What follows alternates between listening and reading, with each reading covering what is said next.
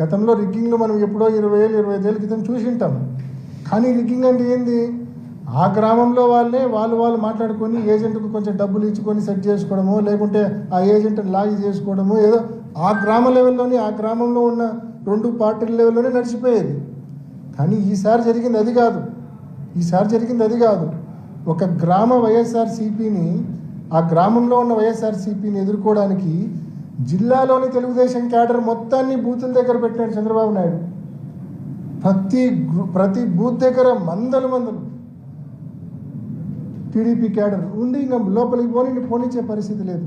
ఇది చాలా dangerous modus ఆపరండి, చాలా భయంకరమైన ఆపరేషన్ ఇది.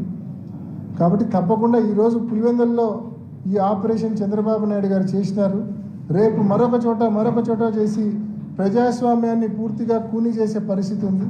కాబట్టి ఇక్కడ జరిగిన నష్టం మరొక చోట జరగకూడదు. ఇక్కడ కూని అయిన ప్రజాస్వామ్యం మరొక చోట కూని కాకూడదు.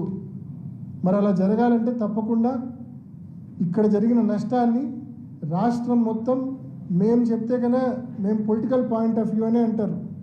అదే మీరు న్యూట్రల్గా సర్వే చేసి చెప్తే కన్నా దానికి మోర్ యాక్సెప్టెన్స్ ఉంటుంది. కాబట్టి మరీ మీడియాని రిక్వెస్ట్ చేస్తూ ఉన్నా, తప్పకుండా